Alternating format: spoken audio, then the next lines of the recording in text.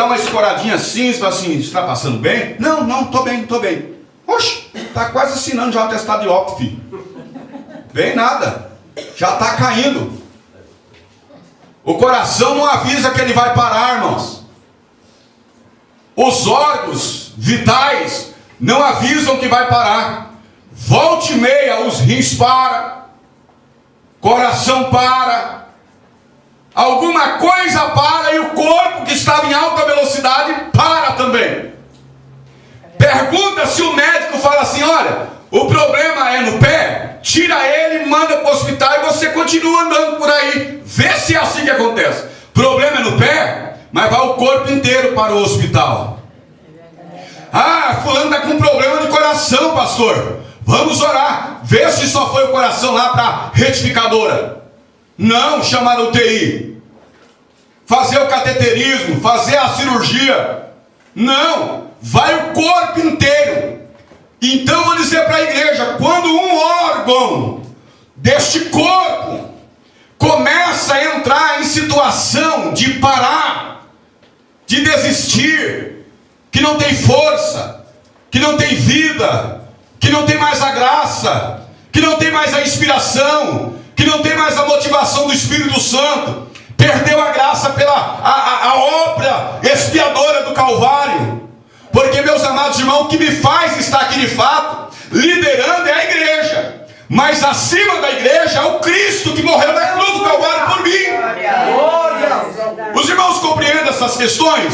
Porque tem gente que vem na igreja por causa da igreja, tem gente que vem na igreja por causa do pastor. Mas eu quero lhe dizer nesta noite: Deus espera que nós estejamos aqui como o corpo dele, um corpo sarado, um corpo purificado, um corpo que tem a graça de Deus. E vamos dizer uma coisa aqui nesta noite, pela declaração do Espírito Santo, que quem tiver nesta situação como membro deste corpo, em situação precária, pela autoridade, pelo sangue de Jesus na nossa vida, vai curar estes membros, e este corpo vai ser sarado para a glória do Senhor. Quantos podem levantar a sua mão e glorificar o nome do Senhor Jesus? Meus amados, aí diz assim: olha, porque se nós julgássemos a nós mesmos, não seríamos julgados, mas quando somos julgados, somos repreendidos pelo Senhor para não sermos condenados com o mundo. E aí ele diz assim, ó, só isso aí mesmo, tá? Depois mostra a comunhão, né? Que é: meus irmãos, quando juntais para comer, esperai uns pelos outros. Que era questão de comunhão, porque tinha gente lá na igreja de Corinto que ele já trazia o pão dele, fazia aquele grupinho, comia e já fazia a ceia dele. Quando chegava na hora, no ápice da ceia, as pessoas mais pobres da igreja não tinham nada para celebrar a sua ceia. E Paulo aprendeu a ensinar a própria igreja de Corinto que eles estavam fazendo coisas erradas, não é? Não é o caso talvez nosso, mas serve para nos medicar por antecipação, não é? É assim que nós devemos prosseguir. Então, através de comunhão, a cabeça está curada, porque nunca ficará doente. O corpo, que é a igreja, pode ficar doente, está aqui escrito no texto, não é verdade? Então, meus amados irmãos, veja a importância que você tem no membro, como membro deste corpo. Veja como você é importante como membro deste corpo. Por você, este corpo pode andar bem ou pode andar mal. Por qualquer um de nós, o corpo pode andar bem como pode andar mal. E eu vou dizer uma coisa: nós precisamos ter uma visão seguinte: esse corpo não deve parar por minha causa. Este corpo não pode ficar doente por minha causa. Este corpo não pode ficar numa UTI, não pode ficar sob efeito de aparelhos. Este corpo precisa trabalhar para Jesus. Este corpo precisa proclamar a palavra. Este corpo precisa avançar, ganhar almas para o reino do Senhor. Quantos podem adorar o nome do Senhor Jesus? Veja quanto uma pessoa doente tem dificuldade de trabalhar, de fazer as coisas, de ir para as festas, não é verdade? Então a igreja doente, ela também tem essas dificuldades. Que não seja o nosso caso. O Senhor nos guarda, nos livra de tudo isso.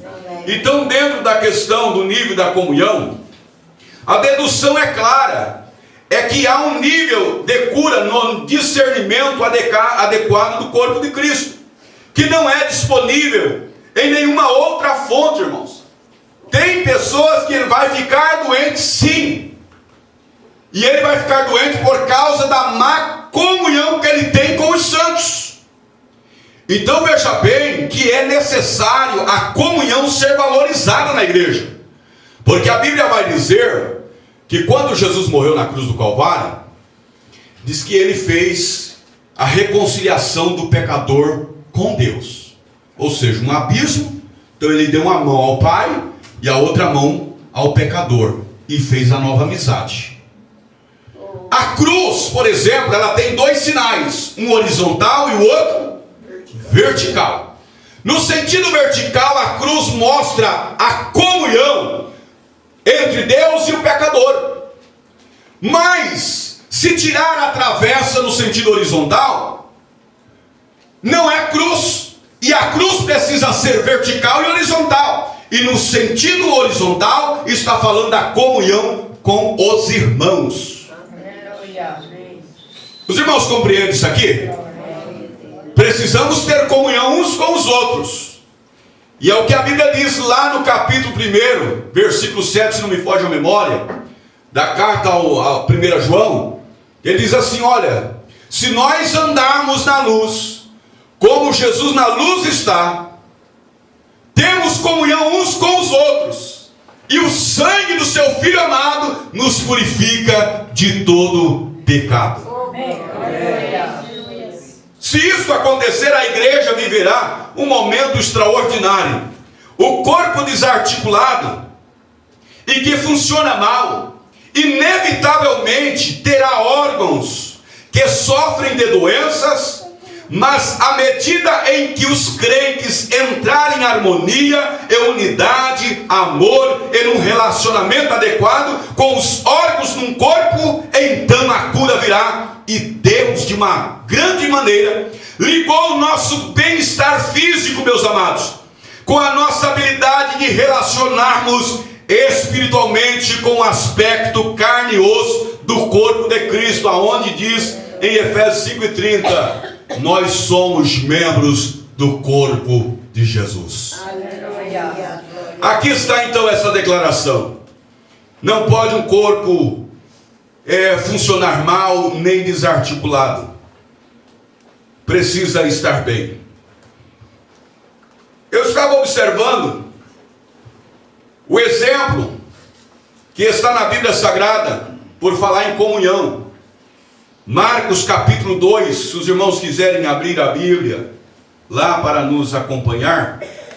Marcos capítulo de número 2, versículo de número 1 ao 12, só para servirmos de base. Não vou ler tudo, mas para os irmãos compreender. Capítulo 2, versículo 1 ao 12.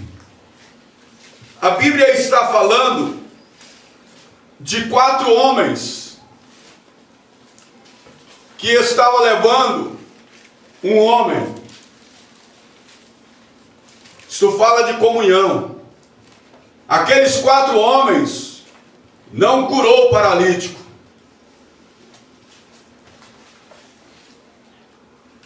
Segundo a história, mostra que eles era tipo 2 varal, tipo estaleiro, e o camarada deitado em cima, e era colocado assim, a ponta do varal no ombro de quem estava carregando. Então 4 homens, 2 atrás, 2 à frente, o homem deitado. E esta comunhão desses 4, eu não sei qual foi o questionamento entre os 4 e o homem que estava deitado na cama. Eu só sei que esses 4 homens estavam levando um homem em direção àquele que pode fazer todas as coisas. E se não bastasse o fato de não achar um lugar de passar para pôr diante de Jesus, a Bíblia vai dizer que ele sobe em cima do telhado e ainda abre o telhado. Veja como que a comunhão, ela exige sacrifício da igreja. Mas hoje muitos de nós não queremos sacrificar para o bem-estar de alguém. Os irmãos compreendem? Imagina 4 homens, a Bíblia não fala de onde que eles vieram. Só fala que Jesus estava em casa e a porta estava cheia de pessoas e aparece 4 homens carregando um homem deitado. E eles, quando chegam, não acham brecha de passar, sobe em cima do telhado, abre o telhado, desce o homem na frente de Jesus. E olha o que a Bíblia vai dizer nesta comunhão, porque comunhão fala de união, comunhão fala de harmonia, e na comunhão geralmente se vê a fé. E olha o que Jesus vai dizer para eles: e vendo Jesus a fé deles, deles quem? Daqueles 4 homens, que se dependesse talvez do paralítico, ele teria morrido paralítico. Mas a Bíblia vai dizer que Jesus, vendo a fé deles, disse ao paralítico: os teus pecados te são perdoados. Aí aqueles homens que estavam ali, os fariseus, logo criticaram: ué, o homem é paralítico, o negócio é esse que ele está perdoando é pecado. E Jesus, conhecendo a mentalidade deles, diz a Bíblia que o Senhor Jesus disse para eles: qual que é mais difícil, dizer ao paralítico levanta e anda, ou dizer perdoados são os teus pecados? E na medida Jesus já deu a sequência da resposta e disse para eles: para que saibais que o Filho do Homem tem poder na terra para perdoar pecado, disse ao paralítico: levanta-te, toma a tua cama e vai para a tua casa. Então, meus amados, Jesus faz a obra. E o doente, o paralítico, o enfermo precisa deste milagre. Mas também nessa história, nesse acontecimento, neste milagre, Deus precisa da nossa comunhão. E se os irmãos se dispersarem, a igreja não vai até o mestre, que é entrar na sua presença, para que ele levante o paralítico e ele sai dando glória ao nome do Senhor dos Exércitos. Quantos podem levantar a sua mão e adorar o nome do Senhor? Olha, meus amados, nós estamos diante de uma bênção muito grande do Senhor, porque o Senhor está disposto a abençoar, o Senhor está disposto a curar, o Senhor está disposto a encher a casa, o Senhor está disposto a te ajudar. Mas nós precisamos fazer a nossa parte, irmãos. Responda para mim, irmãos, um telhado bagunçado. Jesus não reclamou do telhado. Quando nós vemos um telhado aberto, geralmente nós começamos a fazer um monte de briguinhas, de intrigas, só porque abriu um telhado. Pode prestar atenção. Nós estamos crentes muitos dodói, meus amados. Estamos muitos dodói. Veja que as pessoas lá no mundo falam muita atrocidade a nós e nós não replicamos. Ainda baixamos a cabeça e falamos: estamos sofrendo por amor a Cristo. Será que é verdade? Mas se o teu irmão falar qualquer coisinha para você, você fica tão aborrecido que dá vontade de sair da igreja. Isso é de Deus? E onde fica a nossa comunhão, irmãos? Daqui a pouco todos nós chegamos aqui no sábado, enche o templo e glória a Deus e aleluia. Quem é batizado fala em língua estranha, pega no pão, pega no cálice e derrama um monte de lágrimas no rosto. E depois, no outro dia em diante, nós começamos de novo esfaqueando um ao outro. Isso é comunhão? Isso nunca foi comunhão, filhos. Comunhão é fazer o que a Bíblia diz: amai os vossos inimigos, orai pelos que vos perseguem, abençoai o que vos maldiz. Olha o que a Bíblia vai dizendo: se o teu inimigo chamar para você andar uma milha, anda 2. E se ele tiver fome, dá de comer. É assim que a Bíblia vai ensinando. E muito mais ainda a Bíblia nos ensina, irmão. Vamos tolerar nossos irmãos e abençoá-los no poder da graça da palavra de Deus, porque o que Deus tem para nós é coisas grandes e extraordinárias. Pastor, mas está me censurando. Deixa censurar. Pastor, está falando mal de mim. Deixa falar. Levante a sua cabeça, pega a sua cruz e faça o que Jesus mandou você fazer. E siga-me. E você verá que depois da curva, depois do vale, tem um monte. E no monte ele diz assim: eu tenho uma coroa para te dar. Quantos podem adorar o nome do Senhor? Vamos lá, terceiro.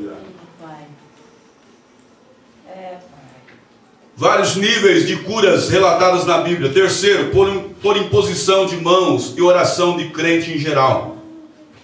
Marcos 16, 16 a 18, mostra que qualquer um dos irmãos crentes, todos aqueles que, na verdade, crer em Jesus, pode orar pelos enfermos e curar. Pode ou não pode, irmãos? Pode. O Senhor Jesus ali não classifica como dons, ele classifica como fé. E em forma geral ele diz assim: olha, e esses sinais seguirão aos que crerem. Então, se você crer, o Senhor Jesus vai te usar também para curar. Está entendendo? Então, curas divinas relatadas na Bíblia através da imposição de mãos e oração de crente em geral. Marcos 16, do 16 ao 18. Mas vamos lá. Segunda palavra que eu tenho aqui escrita, diz assim: Deus não limitou que suas provisões fosse trazida através de um meio, ou através de determinadas pessoas somente. Ele usará qualquer pessoa que esteja disponível e que creia nele, porque o que está faltando é pessoas que creiam. Veja bem que o próprio Senhor Jesus chegou a dizer um dia: se porventura, quando o Filho do Homem vier, achará fé na terra? Porque está faltando fé. Fé para aqueles que oram, fé para aqueles que recebem a oração. E sem fé, diz a Bíblia, que é impossível agradar a Deus. Mas é necessário que todo aquele que aproxima-se de Deus creia que Ele existe. Crer é fé. Quantos têm fé que o Senhor, Ele pode operar estas maravilhas? Vamos crer nele. Todos os crentes têm o privilégio de crer na palavra de Deus e de orar pelos enfermos para serem curados. Glória a Deus. Amados irmãos, esse texto ele é muito maravilhoso. Nós só devemos crer. E aos que crerem, esses sinais seguirão os que creem. Muito bem. Próximo. Através da palavra falada. Tem gente que fala muito, irmãos, mas não fala uma palavra com autoridade. Precisa crer na palavra e falar uma palavra segura. A coisa mais difícil que tem é quando você vai dar uma orientação para uma pessoa e você fala inseguradamente.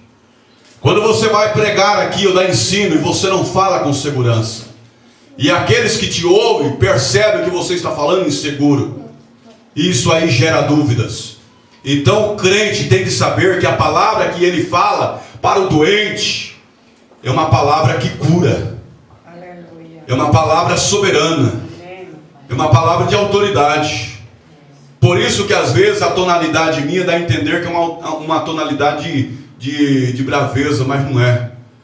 Eu preciso falar com autoridade a palavra.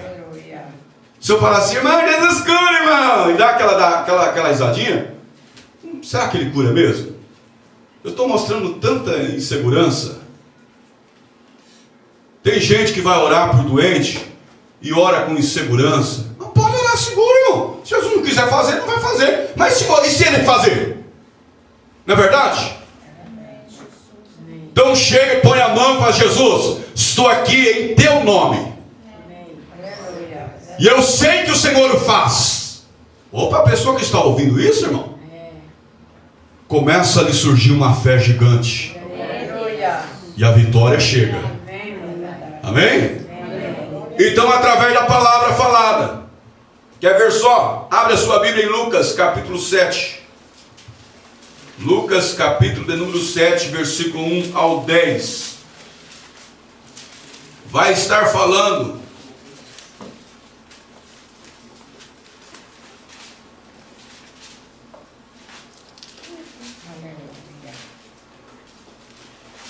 daquele outro homem, conhecido como centurião de Cafarnaum.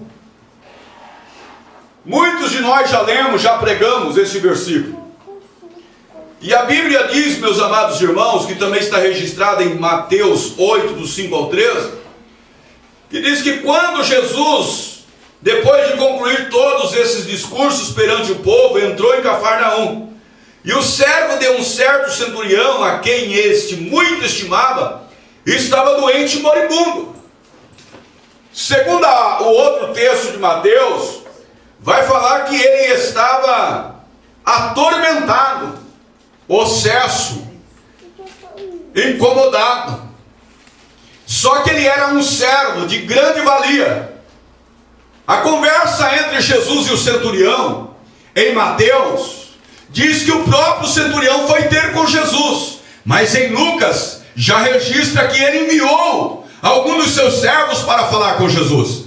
E quando Jesus já estava vindo com os seus servos, ele mandou outros servos para falar com Jesus, e dizer assim: não precisa o Senhor se incomodar, até porque eu não sou digno de receber debaixo do meu teto. Mas diga somente uma palavra. Irmão, como pode um centurião que não era crente crer tanto naquela palavra de Jesus, sendo que ele nunca ouviu falar da palavra que Jesus tinha falado? Mas é fé. E é pela fé que nós temos que crer que a palavra de Jesus, ela é mais do que a nossa palavra. A palavra de Jesus é mais do que a palavra de um político. A palavra de Jesus é mais do que a palavra decretada pela embaixada. A palavra de Jesus, ela é soberana. E aquele homem diz: não precisa o Senhor vir, diga somente uma palavra e o meu servo ficará são. E Jesus, antes de enviar a palavra, Jesus disse: nem em Israel achei tanta fé assim. Palavra tem poder. E esta aqui tem todo o poder. Aleluia. Aleluia. Isaías 53:6. Todos nós andávamos desgarrados como ovelha, cada um se desviava para o seu caminho. Mas o Senhor fez cair sobre ele a enfermidade de nós todos. E pelas suas pisaduras fomos sarados. A garantia não é de um bom sermão. A garantia é do sacrifício, é do experimento de Jesus lá na cruz. A igreja pode garantir para um doente que, se for da vontade do Senhor, ele vai ficar curado. Quantos podem crer nesta palavra? Vamos lá. Diz assim: a maior fé, de acordo com a palavra de Jesus, baseia-se unicamente na palavra. Na palavra, irmãos. É na palavra. Até porque curas divinas que não se baseiam na palavra de Deus, tem que ter cuidado com isso aí, não é? Só que a única coisa que a Bíblia vai dizer, que ele foi, o servo foi quando chegou lá, e voltando para a sua casa, os que foram enviados acharam são o servo enfermo. O servo do centurião estava enfermo. Nem precisou de Jesus chegar lá. Só com a palavra de Jesus. Só que eu vou dizer uma coisa para os irmãos: Jesus só opera aonde tem um povo unido à fé, ou através dela. Se houver uma dúvida no meio, ele já não faz, porque a incredulidade é o maior obstáculo para as operações de Deus. Sabiam disso? Então nós precisamos crer que através da palavra do Senhor estas maravilhas acontecem. Havia 3 tipos de pessoas que vinham a Jesus buscando curas, irmãos. Primeiro tipo de pessoas, aqueles que vinham para serem curados pessoalmente, como no caso a mulher do fluxo de sangue e outros. Segundo, aqueles que traziam outros para serem curados, como no caso daqueles 4. Terceiro, aqueles que vinham por outros, como no caso daquela mulher cananeia. Não era para ela, era para a filha dela. Outro caso, Jairo, sua filhinha lá. E o pai veio, desce, está precisando. Aquele filho do oficial do rei, o pai dele foi lá e falou para Jesus em João 5, né? Disse: desce depressa antes que meu filho morra. E Jesus falou assim: crê tão somente porque teu filho vive. Oh, palavra poderosa, irmão. Se Jesus falou, está falado, filho. Se Jesus falou, está falado, filha. Fica em paz, descansa na palavra do Senhor, porque a palavra de Deus não falha, irmãos. Isaías 55:11, assim será a minha palavra que sai da minha boca, não voltará para trás vazia, senão antes fará aquilo que me apraz e no propósito para que eu a enviei. É a palavra do Senhor. Quantos creem na palavra do Senhor? Amém? Vamos ver um outro exemplo aqui. Aqueles que vinham por outros e procuravam somente a palavra de Jesus, irmãos, declarando que eles seriam curados. Eles não viam nenhuma barreira no tempo ou no espaço. E aqui nós temos o exemplo de 2 Reis, capítulo 5, versículo 3. O exemplo daquela menina, diácono Antônio Henrique. Aquela menina que foi levada presa pelos sírios, não é? Na casa do Naamã. E esse aí estava leproso. Ele estava o quê? Leproso. Ele estava o quê? Leproso. A menininha foi presa, mas ela conhecia o poder de Deus. Ao ponto que ela vai dizer assim para a senhora dela: ó, minha senhora, se o meu senhor, embora ela estava presa, ela não tinha motivo para isso, irmão. Imagina você preso na casa de alguém, você quer que o negócio desanda mesmo. Mas ela fez diferente. Ela diz assim: ó, minha senhora, se o meu senhor soubesse do homem de Deus que está em Samaria, ele iria lá e seria curado desta lepra. Nós pregamos sobre os 7 mergulhos do Jordão, admiramos do homem de Deus por nome Eliseu, mas por que não admirarmos da atitude de uma menina adolescente que falou para a senhora dela: se o meu senhor soubesse do homem de Deus que está em Samaria, ele iria lá e seria curado desta lepra. Para provar, irmãos, que a palavra de Deus tem poder na boca de qualquer um dos seus servos, seja grande ou pequeno, seja mais velho ou seja mais novo, seja obreiro ou não seja obreiro. É só esperar e verás o que o poder da palavra dele pode e vai fazer em nome de Jesus. Estão entendendo isso aí? Às vezes nós não fazemos uso do poder desta palavra. A menininha não falou por falar. A menininha falou porque ela tinha convicção. Ela não duvidava. É aquilo que eu falei aqui dos irmãos. Não tinha esse negócio. Eles não viam nenhuma barreira no tempo ou no espaço. Ela só via que em Samaria tinha um homem de Deus. E ela via que se o seu Senhor fosse lá, ele seria curado daquilo ali. E eu vou dizer uma coisa para os irmãos que parece ser estranho, mas nós devemos tomar muito cuidado. Eu já até falei sobre alguma coisa disso num estudo lá atrás. Enquanto a menininha foi usada por Deus, enquanto Eliseu foi usado por Deus, enquanto Jordão foi usado por Deus, porque ele purificou a lepra do homem, foi usado por Deus. Deus usa também os objetos, as coisas. Usa ou não usa? Usa ou não usa, irmãos? O homem, por nome de Naamã, que estava leproso, voltou para casa feliz da vida e crente, ao ponto que ele mesmo disse: ó, meu Senhor, meu homem de Deus, quando eu voltar, o meu rei lá, é o seguinte, ele dobra lá diante do seu Deus. Só que é o seguinte, ele se apoia em mim, eu vou ter que entrar com ele no templo lá. Só que é o seguinte, pode ficar em paz, que quando ele se apoiar em mim para adorar o Deus dele, eu me ajoelharei e orarei ao Senhor de Israel. Olha que tudo que maravilha que aconteceu na vida do Naamã, o Jordão, a menininha, o homem de Deus Eliseu. Mas naquela cura, enquanto Deus estava usando uma miscelânea de pessoas, Geazi, que seguiu o homem de Deus, morreu leproso.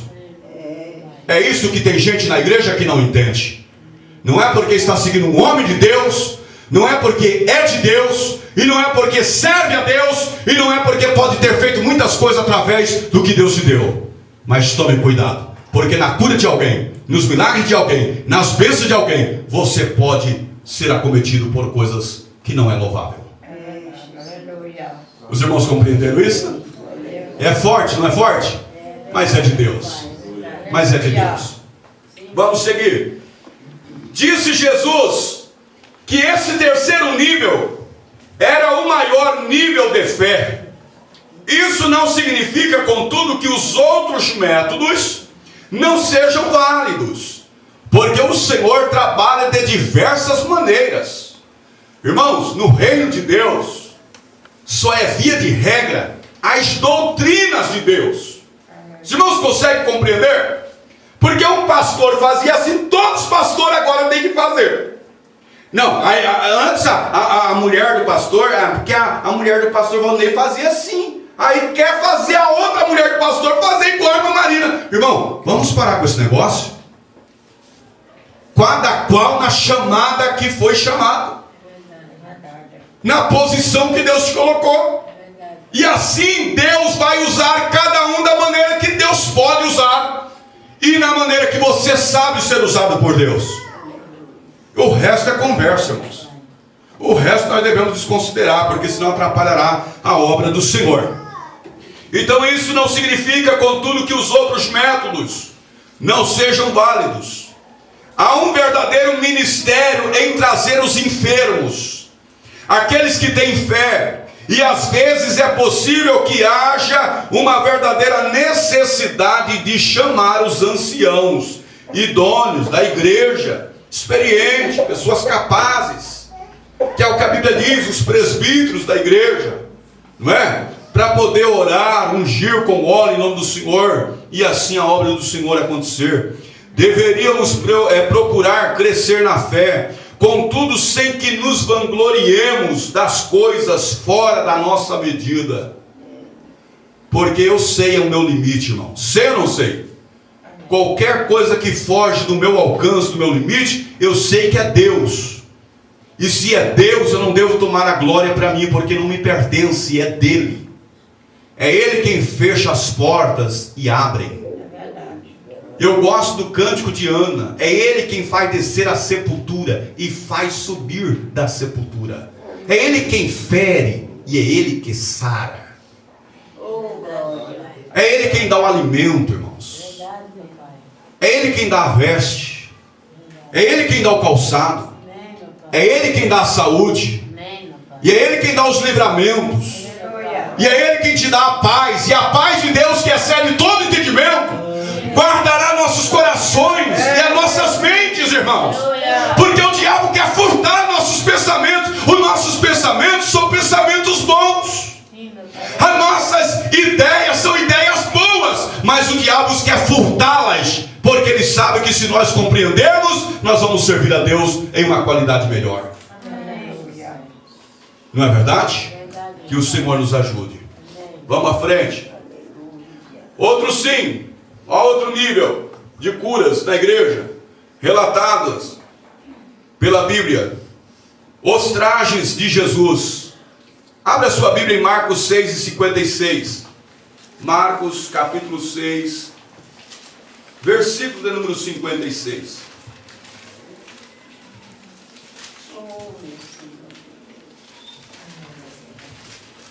Esse texto está falando sobre Jesus depois que ele anda por cima do mar, irmãos, da Galileia. Diz a Bíblia que, versículo de número 55 melhor, diz assim: percorrendo toda aquela terra ao redor, começaram a trazerem leitos, onde quer que sabiam que ele estava. Ele quem? Os que se achavam enfermos. E onde quer que entrava, ou em cidade, ou em aldeias, ou no campo, apresentava os enfermos nas praças, e rogavam-lhe que os deixasse tocar, ao menos na onde? Na orla da sua veste. E todos os que lhe tocavam, faziam o quê? Choravam. Não é via de regra, mas o Senhor fez isso por causa da fé deles, não por causa da veste. Por exemplo, nós estávamos numa escola bíblica, e quando debati o assunto daquela mulher do fluxo de sangue, ela dizia na sua fé, no seu coração, consigo mesmo. Ela dizia assim: olha, porque se tão somente eu tocar em suas vestes, eu serei curada. Era uma fé dela, ela cria naquilo ali. Mas aí perguntaram lá assim, se podia ou não podia, esse negócio do manto, né, usar a orla ou não. Se curava mesmo ou não. Isso aqui é que nem o óleo, irmão. O óleo não cura, mas é um símbolo do Espírito Santo. No caso das vestes, não cura. Aí perguntou, quando ela tocou na veste de Jesus, Eu pergunto para a igreja, da onde saiu a unção? A virtude, o poder. Da onde saiu? Saiu da onde? Mas ela tocou aonde? Nas vestes. Mas a unção saiu de Jesus. Isso era coisa da cabeça dela, da fé dela. Se eu só tocar na orla, eu já ficarei curado. E aí Jesus falou, alguém tocou em mim. Aí você já conhece a história, disse, não Senhor, isso aqui é por causa do aperto. Não, alguém tocou em mim. Não Senhor, isso aqui é o aperto da multidão. Alguém tocou em mim, porque de mim eu senti sair virtude. Quer dizer, ela tocou na veste, mas a virtude saiu foi de Jesus, irmão. E às vezes nós ficamos rachando fio de cabelo, porque não sei o que, pode ou não pode. Irmão, eu vou dizer só uma coisa. Se tiver origem em Deus, tudo pode. Se tiver origem em Deus. E a origem em Deus está na sua palavra.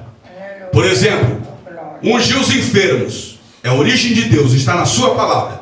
Mas ungir casa, carro, não está na palavra. Não é de origem de Deus. Então para que eu vou fazer? Não é porque as vestes de Jesus ia tocando nas pessoas e elas iam ficando curadas, que agora eu falo assim, toca aqui, toca aqui, toca aqui. Peraí. Agora se tiver um doente e ele crê que se ele pegar só no paletó do pastor que ele vai ficar curado, é uma fé dele. E eu não tenho nada a ver com isso.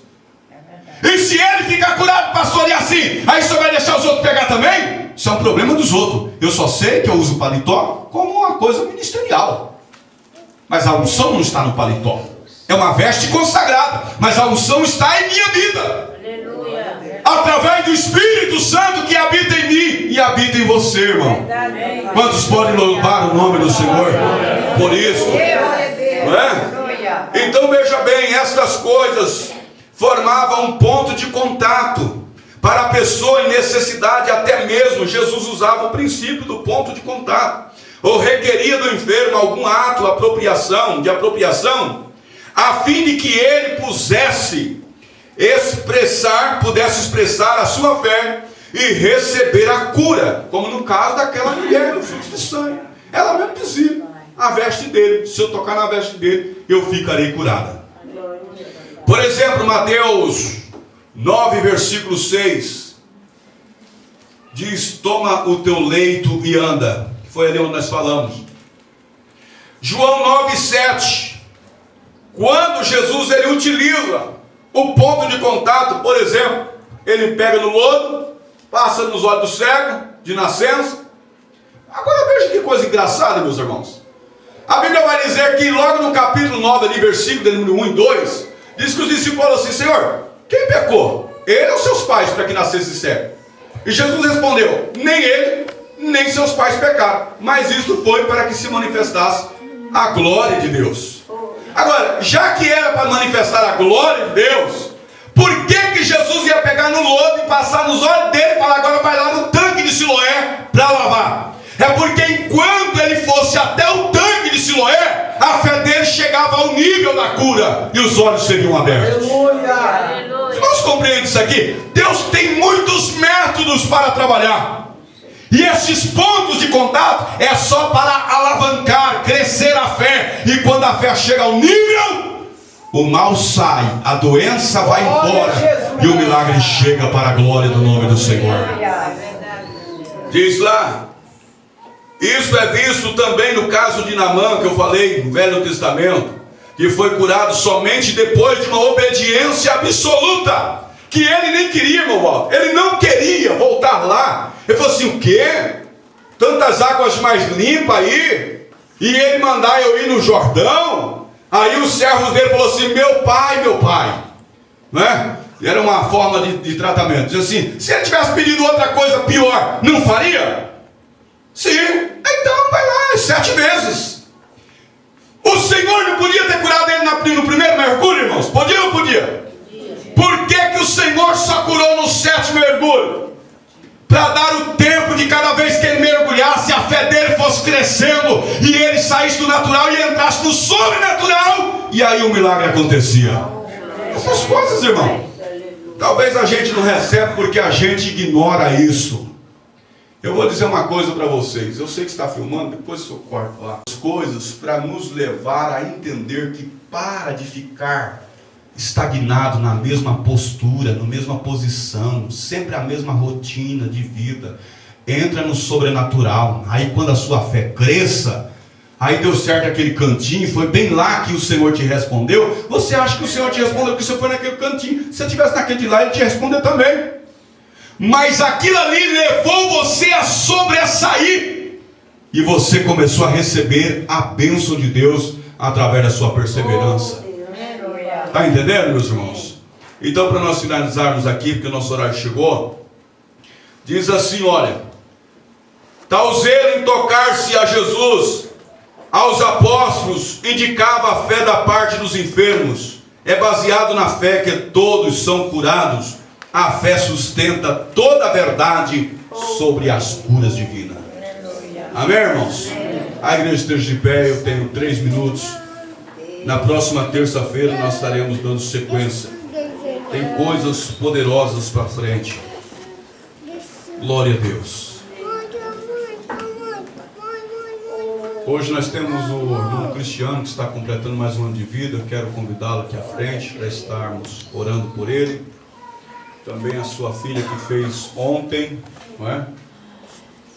Vamos estar orando. Traga ela para nós orarmos também por ela. O Senhor é maravilhoso. E eu quero louvar a Deus pela vida da igreja, que compreenderam a necessidade de nós estarmos aqui ouvindo a palavra, compartilhando da mesma e crescendo, né? De forma que quando vir os vendavais da vida, nós mantermos a nossa firmeza na palavra de Deus. Vem, minha filhinha, rapidinho, senão meu horário vence. Vem aqui receber a bênção do Senhor. Oramos. Vocês podem ajoelhar. Isso, coisa de Deus. Ajoelhar sempre diante do altar do Senhor. A igreja estende as mãos para cá, vamos orarmos. Bendito Deus e amado Pai que estás no céu, oramos a Ti, Senhor, diante desta noite tão brilhante, tão maravilhosa, abençoada por Ti. Tivemos aqui este culto, Senhor, de oração, estudo da Tua palavra. Queremos crer agora, Senhor, que esta palavra vai repercutir nos corações de cada um de nós. E nós vamos crescer na graça e no conhecimento que é em Cristo Jesus. Senhor, nós cremos que a mão do Senhor é poderosa para curar. Se houver algum enfermo, Senhor, no meio do Teu povo, Senhor, vai acrescentando a fé, porque eu creio, Senhor, que haverá muitas curas divinas e o Teu nome será louvado e engrandecido. Agora estamos aqui, Senhor, também para orar em favor do irmão Cristiano, que tem completado mais um ano de vida. A sua filha, Senhor, Jordana, que também completou no dia de ontem. Deus, a igreja de Jesus ora por Ti, Senhor, pedindo agora, Pai, por cada um desses filhos Teus que estão completando mais um ano de vida. Que a mão do Senhor esteja sobre eles, dando graça, dando saúde, Senhor, dando vida abundante, que eles possam, Senhor, ter uma vida bem-sucedida, uma vida próspera, debaixo da bênção de Deus, debaixo da Tua graça, que o nome do Senhor seja glorificado na vida deles. E é por esta razão que neste momento nós abençoamos em Teu nome, Jesus. Senhor, espere a Tua igreja em paz, leve em paz para os nossos lares, Senhor, cada um dos Teus filhos. Deus amado, nós Te agradecemos por Tua palavra, crendo, Senhor, que Tu estás conosco, a Tua vara e o Teu cajado nos consola, Senhor. Deus amado, nós Te pedimos, ó Deus, que o Senhor esteja conosco, dando graça a cada dia, porque precisamos vencer as lutas da vida e glorificar o Teu nome, Senhor, porque Tu és digno. Nós oramos e Te agradecemos no nome de Jesus. Amém, Senhor, e amém. Que o amor de Deus, a graça do Senhor Jesus, a comunhão do Espírito Santo sejam com todos e todos digam amém. Estamos despedidos na paz do Senhor. Vamos cantar, igreja. Ô irmão, sai não, vamos cantar para eles agora. Parabéns para você nesta data querida, muitas felicidades.